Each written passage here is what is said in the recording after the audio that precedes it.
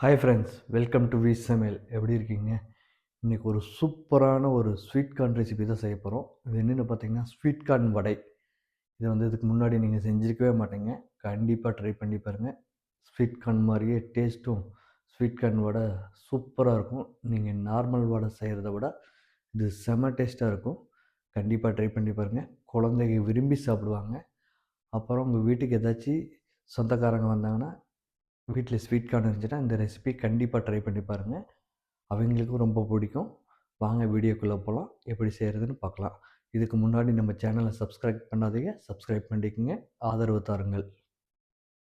இதுக்கு first 2 sweet கார்னை நல்லா வேக வச்சு குக்கரில் போட்டு ஒரு 3 விசில் விட்டுக்குங்க. விட்டு இந்த மாதிரி தனியாக உதிர்த்தெடுத்து ஒரு மிக்ஸி ஜாரில் போட்டு ஒரு 5 பல் பூண்டு, ஒரு 1 இன்ச் அளவுக்கு இஞ்சி, ஒரு 3 பச்சை மிளகாய் இந்த மாதிரி பொடி பொடியாக நறுக்கிங்க. பச்சை மிளகா நீங்கள் பிணையிறப்ப போடுறனாலும் போட்டுக்கலாம். ஏன் இப்போ போட்டோன்னா குழந்தைங்க சாப்பிட்றப்ப வாய்க்கு வராது. இந்த மாதிரி கொரன்னு அரைச்சி ஒரு பவுலுக்கு ட்ரான்ஸ்ஃபர் பண்ணிவிட்டு, இது கூட பொடி பொடியாக நறுக்கின பெரிய வெங்காயம் 1, கேப்சிகம் அரை கேப்சிகம் பொடி பொடியாக நறுக்குனது, கொத்தமல்லி இலை பொடி பொடியாக நறுக்குனது 1 கப்பு, தேவையான அளவு உப்பு, மஞ்சள் தூள் 1/4 டீஸ்பூன், சோடாப்பு 1/4 டீஸ்பூன், மிளகாய்த்தூள் 1 டீஸ்பூன், கொத்தமல்லி தூள் 1 டீஸ்பூன், சீரகத்தூள் அரை டீஸ்பூன், பெப்பர் அரை டீஸ்பூன், கரம் மசாலா 1 டீஸ்பூன்.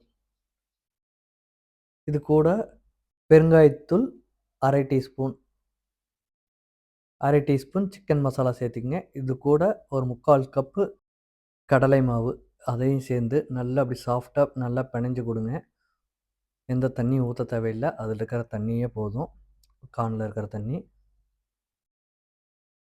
நல்லா மெதுவாக பிசைஞ்சு இந்த பதத்துக்கு வர மாதிரி ஆனோன்னையும் கையில் 2 கையிலையும் எண்ணெய் தடவிட்டு நம்ம வடைக்கு எப்படி தட்டுறோமோ அந்த மாதிரி சாஃப்டாக தட்டி எடுத்துக்கலாம். உங்களுக்கு என்ன சைஸ் வேணாலும் நீங்கள் போட்டுக்கலாம். குட்டி குட்டியாக போடுறனாலும் போட்டுக்கலாம். இந்த மாதிரி பெருசாக போடுறனாலும் போட்டுக்கலாம். இந்த மாதிரி ஃபஸ்ட்டு உருண்டை பிடிச்சிக்குங்க ஒரு சேஃபுக்கு பிடிச்சிட்டு நல்லா உள்ளங்கையில் வச்சு இந்த மாதிரி அமுத்தி கொடுங்க. மீதி இருக்கிற மாவையும் இதே மாதிரி தட்டி ஒரு பிளேட்டில் கீழே பாலித்தீன் பேப்பர் வச்சோ இல்லைன்னா பட்டர் ஷீட் வச்சோ மேலே வச்சுங்க. அப்போ தான் பிளேட்டில் ஒட்டாது. மிதமான சூட்டில் எண்ணெயை காய வச்சுக்கோங்க. ஒரு தவாவில் எண்ணெய் காஞ்சோன்னையும் இருக்கிற வடையை இதில் அப்படியே போட்டு பொன்னிறமாக வர வரையும் பொரிச்செடுங்க. இந்த பக்கம் ஒரு 2 நிமிஷம் வச்சு ஃபஸ்ட்டு பொரிய வைங்க. உடனே திருப்பாதீங்க, கொஞ்சம் நேரம் ஆகட்டும். அப்போ தான் வந்து உதிராது. இல்லைன்னா சில டைம் அந்த ஆனியன் வந்து உதிரும். ஒரு 2 மினிட்ஸ் வந்த பின்னாடி இந்த மாதிரி ஒரு ஸ்டிக்கோட ஹெல்ப்பாக எடுத்துகிட்டு இந்த மாதிரி மெதுவாக திருப்பி போடுங்க. இந்த மாதிரி 2 சைடும் நல்லா வெந்த பின்னாடி அப்புறம் எடுக்கலாம். நல்லா கோல்டன் ப்ரௌனாக வரணும். இதனோட டேஸ்ட் அவ்வளோ சூப்பராக இருக்கும். கண்டிப்பாக ட்ரை பண்ணி பாருங்கள். இப்போ பார்த்தீங்கன்னா ஆல்மோஸ்ட் நம்மளது வெந்துருச்சு. கலர் உங்களுக்கு பார்த்தீங்கன்னா நல்லா மாறிடுச்சு. இனி ஒரு டிஷ்யூ பேப்பர் வச்சு இதை ட்ரான்ஸ்ஃபர் பண்ணிடுங்க. ஏன்னா அப்போ தான் எக்ஸஸ் ஆயிலெல்லாம் இந்த டிஷ்யூ பேப்பர் உறிஞ்சிக்கும். இப்போ பிளேட்டில் கொஞ்சம் கெச்சப் வச்சு பரிமாறினீங்கன்னா டேஸ்ட் அவ்வளோ சூப்பராக இருக்கும். கண்டிப்பாக ட்ரை பண்ணி பாருங்கள்.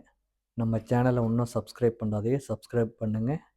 நன்றி, வணக்கம்.